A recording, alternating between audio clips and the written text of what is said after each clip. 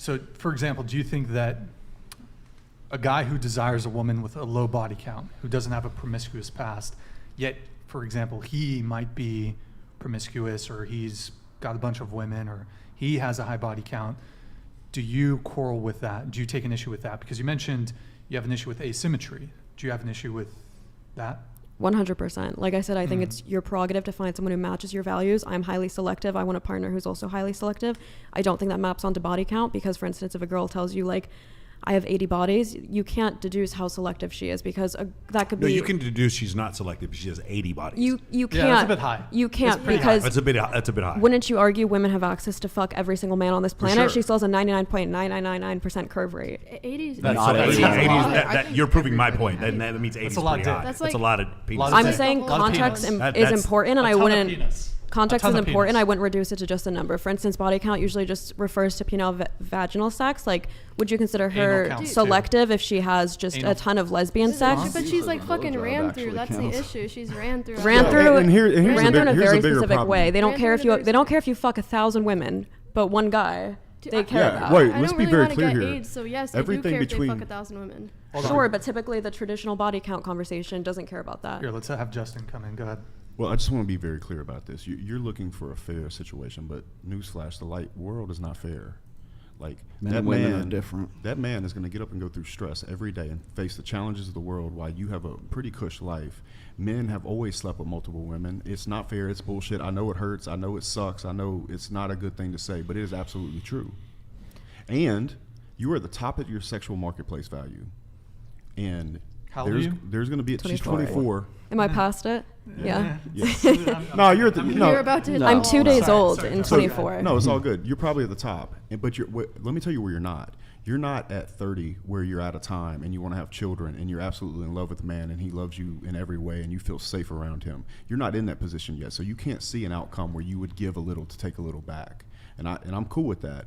But I will tell you this, when you get up higher in age and the clock's ticking and that man's good to you and you trust him and you feel safe around him and he's truly your best friend and you look up to him and admire him, then you might think differently about how you feel now. And I'm not saying you're wrong, but I'm just telling you that your opinion might change in time. Sure. My point was in response to his, which is, would I have a problem with the asymmetry of wanting a woman with a low body count while having a high one? And I would, because what I consider a valid reason for preferring a partner with a low body count is that it's better for pair bonding. You're less likely, if you don't have that propensity to seek novelty, you're less likely to stray. People who are more promiscuous, they tend to be more unfaithful. Correct. That cuts both ways. Those studies do not. The studies clearly show that is far, far more likely the case with women than men. In fact, in some cases, after a certain amount, it's negligible with men. With over 20, when women have slept with over 20 men, it's like a 17% chance that she's still happy in a marriage. For men, it does not show that drop off. It does when we're talking about virgins. When you're talking about two virgins, yes. But the thing, the question you asked before, what is the one thing before you went to the bathroom that you're most upset about with dating? It's that people don't look up these studies. That is the one thing I'm the most upset about. People are listening to Oprah Winfrey and Joy Behar and Whoopi Goldberg and Dr. Phil. And they're not listening to Dr. David Buss and Stephen Stewart Williams and Gad Saad. There's studies on every one of these questions that we have, and they've been handled. Beauty is not is subjective. It is objective. The fact, like hypergamy, is not something that is created. That's cultural. We know now that it's genetic. Sure. Let's stay on topic. So my point was that like guys are seeking virgins. So the reciprocity of that would be a guy who's also a virgin. Like you just said, you can cite a study that proves that when both partners are virgins, there's a higher, like the pair bonding is more intense. Correct. So but you're not going to be attracted to a man that's a virgin. Yeah, that's the other problem. Yeah. But guys typically, when they talk about body count, their ideal body count is 0 in a woman. So I was giving you the converse. Uneducated guys who don't fuck. Yeah, those guys don't have sex. Look, you want a low body count. I'll say a single-digit number is probably what you're looking for as a man. I'm not even saying I'm looking for that. Like I said, I don't think you can deduce selectiveness from a number because context matters. You could have gone through a breakup and been traumatized and maybe fucked 80 people in 1 week, but then you were abstinent for 6 years. I'll say that was a broken bird. That still makes you a hoe. That's a broken bird. Go ahead. I got one, but go ahead. Let her go. Okay, I just think... Okay, you're overcomplicating things. Again, everyone's overcomplicating things. I don't think anyone wants to sleep with a woman or get settle down with a woman who has 80 bodies. That's disgusting. How am I overcomplicating? I'm Well, no, breaking I down just think why. I know you're breaking it down, but it's something that doesn't need to be broken down. Most people, if they hear that you have 80 bodies, they'll be That's like, good. That's good. I bet That's she good. fucking Keep going. has AIDS. Let me tag something on at the end of that. There, the reason why men have a sexual, I won't say revulsion response, because there's a human revulsion response, but it's intense for certain things, like you want to get away from a dead body.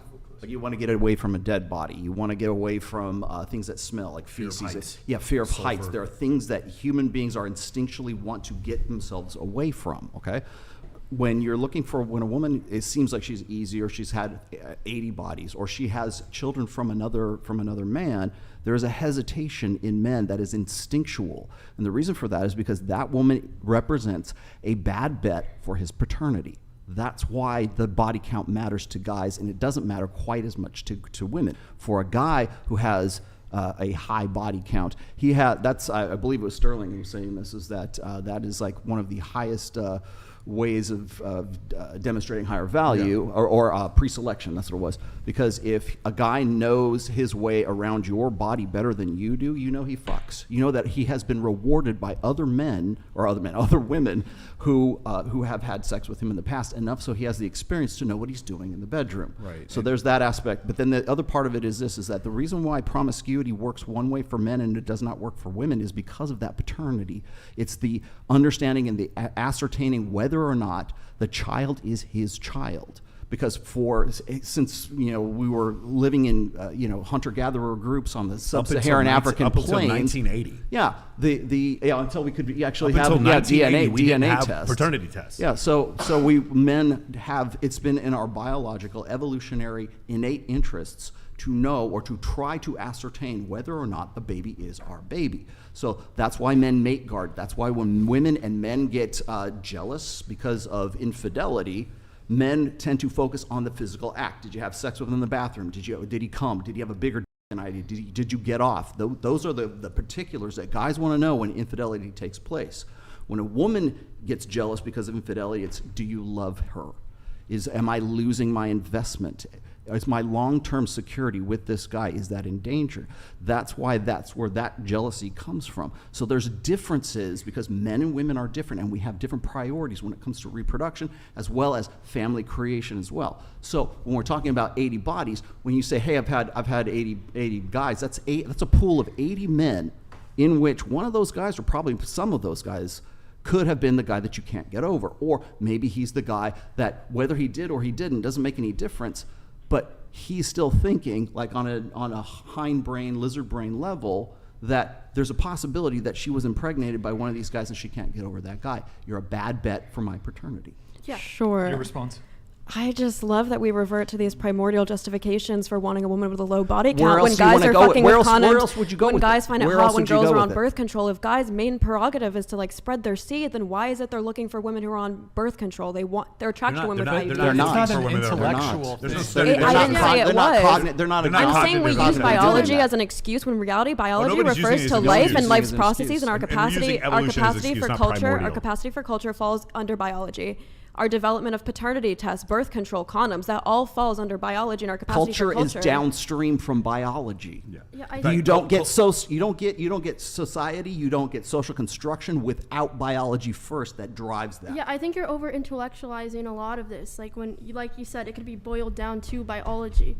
That's Like- not a response. Well, no, I just think that It is a response. No, it is but a what your response. question is it right? And his response is, this is why it is. So the problem is, what people will do is they'll say, this man is just, what is this, a small energy or whatever thing that they have to say to make or denigrate men for having some sort of preference. And the reality is these things happen because men have 17 times as much testosterone as women. And throughout our evolutionary history, we are the ones that were the disposable gender. And because of that, we compete with other men for women. The men who make it to the top throughout history have had more sexual partners. That's just the way that it's been. It's not an excuse. If you have every right to think it's wrong if you want to think it's wrong, but it's not hypocritical because we're different. If you and I were to join the Marine Corps, I have to do more push-ups than you because the world is different for men than it is for women. If you and I were to join the fire department, I have to do more pull-ups than you because men and women are different. And so in this case, it's the same thing. I am not sure of the paternity of the child, of your child, but you always are. And because of that reason, your body count will always matter more than mine. That's just a function of biology. That's a justification for not being polyamorous, not for not having a high body count. So that makes sense why you wouldn't want your girlfriend to be fucking 10 guys at once because you wouldn't be able to discern it. If a girl fucked 80 guys 10 years ago and has been abstinent still, how does that justification Doesn't apply? matter. fucking It's an disgusting. innate It's kinda hesitation. still.